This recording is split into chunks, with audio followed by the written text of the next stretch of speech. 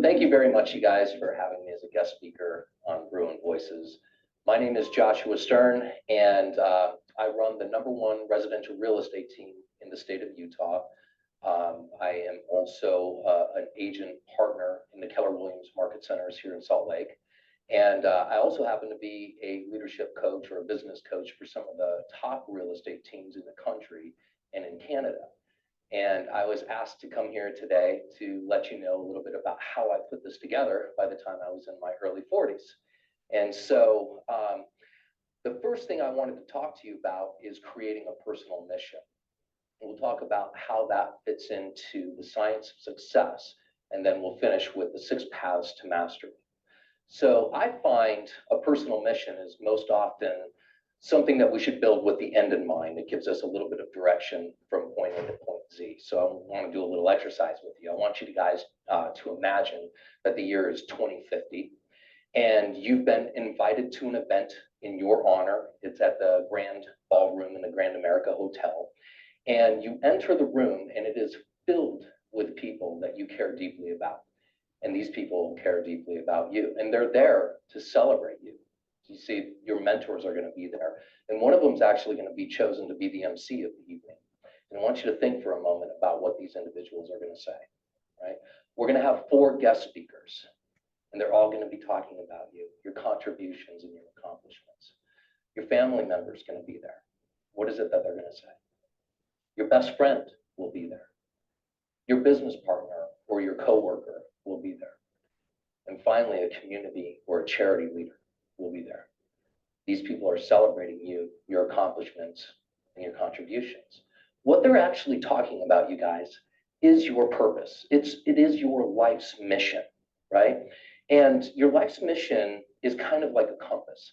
It focuses in on 3 primary areas. Number 1, what do you want to do? And then number 2, who do you want to impact? And finally, how will the world be changed by the execution of this mission? So 15 years ago, I went to my very first real estate seminar, and the guy there said something that really struck a chord.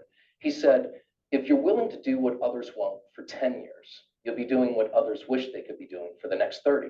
And so I imagined what was possible for 30 years, and I simply had to get gritty for the next 10 years and get the business. I had no idea how I was going to make this happen.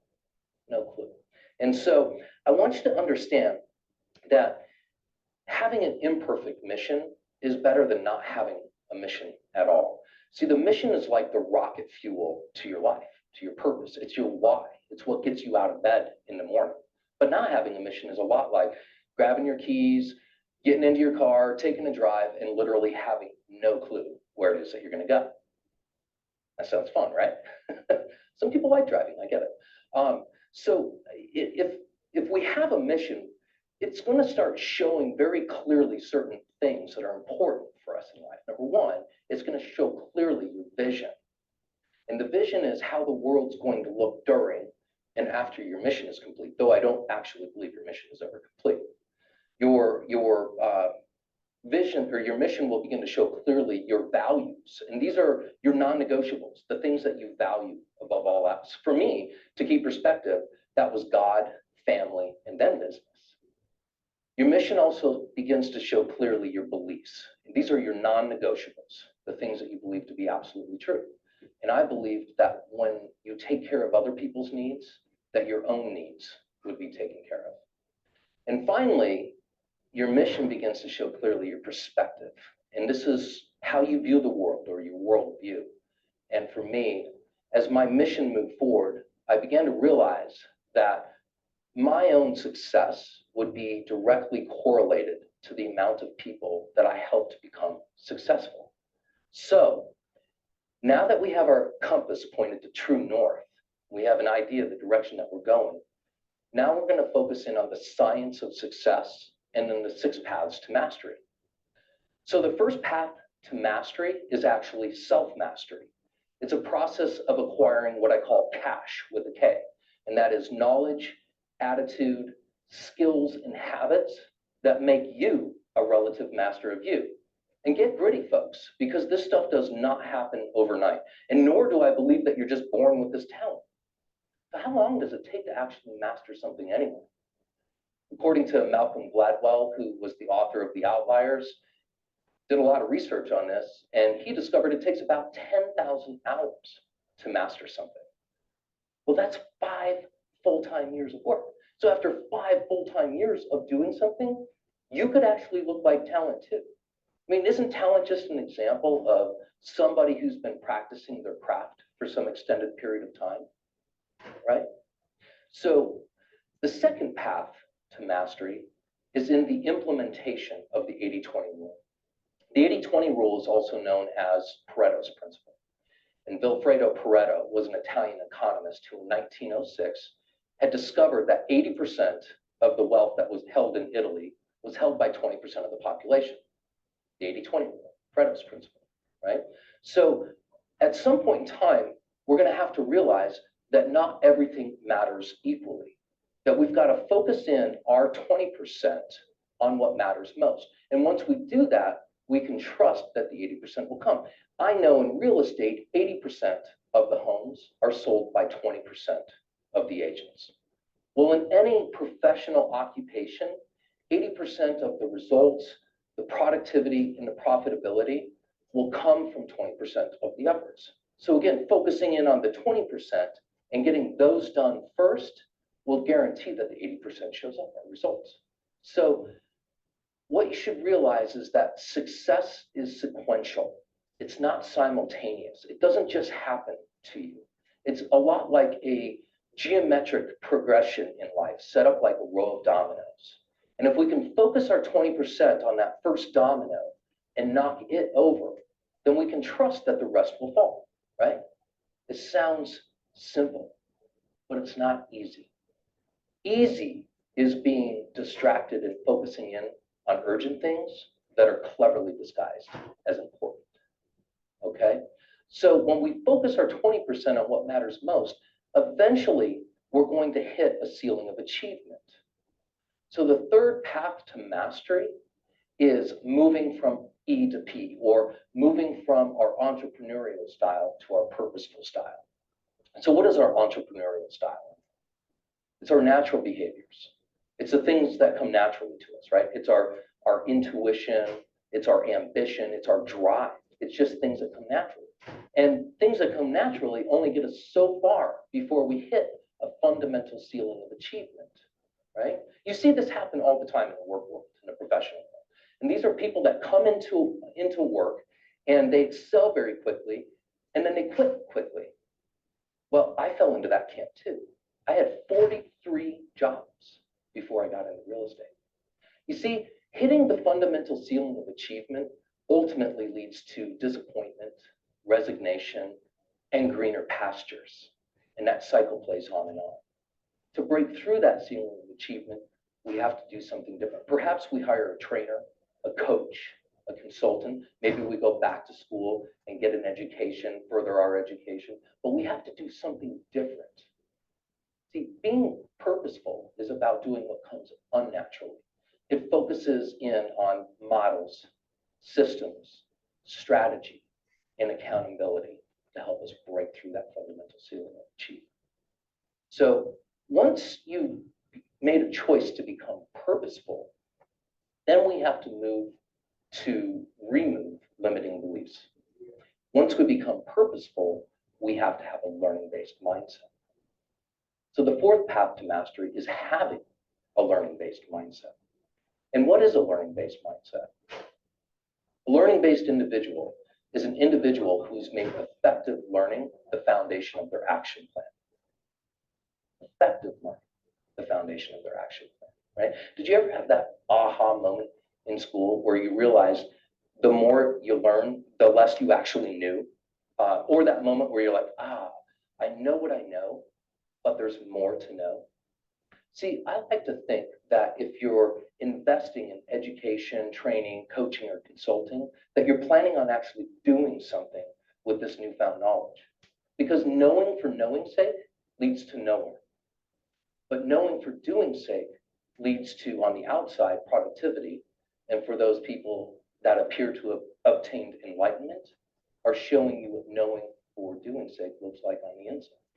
And by the way, both lead to higher actualization. So like Nike said, just do it and realize that school is never out for the professional, right? By choosing to make learning the foundation of our action plan, we begin to remove limiting beliefs and focus in on unlimited beliefs. So the fifth path to mastery is removing limiting beliefs. What is a limiting belief? Well, a limiting belief is a false belief that we acquire by making an incorrect conclusion about something in life.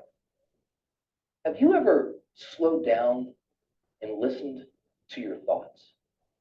Because if you have, you're going to be shocked at how many limiting beliefs you actually have. You see, you're going to think that you're positive until you slow down and really analyze what it is you say when you talk to yourself. Does that make sense? You see, 95% of our 4,000 plus thoughts per day are actually pre-programmed. So what do you say when you talk to yourself? Because after all, you're the only one listening, right? So what role do you think beliefs play in success? Because to reach the highest levels of success will require removing limiting beliefs and focusing in on unlimited beliefs. So I find it's easier to remove individual limiting beliefs than it is to always focus on unlimited thinking. What do I mean by this? Well, going back, if you remember, I went to a seminar and the guy said, if you're willing to do what others want for 10 years, you'll be doing what others wish you could be doing for the next 30. Sounded awesome. But that meant that maybe I would be in retirement by the time I was in my early 40s. And that's weird because I don't know anybody that's actually done this. And so the reality is I was raised by my parents who were raised by their parents, who were raised to go to school, get an education, get a job, work there for like 40 years, and then retire on a company pension. I'm not sure if those exist anymore, by the way. And Social Security, and that's questionable too, right? But I wanted to do this by the time I was in my early 40s. And understand, to me, you guys, retirement meant that I get to wake up in the morning and do what I want to do, not what I have to do. But nobody in my family had done this. Nobody in my extended family had done this. And nobody in the circle of people that I knew had actually done this. So this was going to require removing a lot of limiting beliefs. And there was something I found about limiting beliefs. And that is when you argue for them, you get to keep them. So the sixth path to mastery is accountability. And please recognize the unavoidable connection between accountability and success. Because at some point in time, you're going to realize that what keeps you being a victim is that you don't want to change. And your unwillingness to change automatically makes you a victim. Accountable people, by definition, they want to change. They want to be better for themselves and for those people that are around them. So get real and realize that every time you point a finger, there are three that are pointing back at you. Accountable people own their reality. They acknowledge their reality. They want to change. Denial doesn't change anything at all. Accountable people are the first people to say, what do I have to do differently? And then they do it. Do you guys know the definition of insanity? Doing the same thing over and over and over and expecting different results. Well, isn't that just a perpetual victim? See, accountable people, they're the first to say, what do I have to do to be better? How do I fix this thing? And then they do it. Accountable people, they don't dwell on things. They just get on with it. They get clarity, they take action, and then they evaluate the results.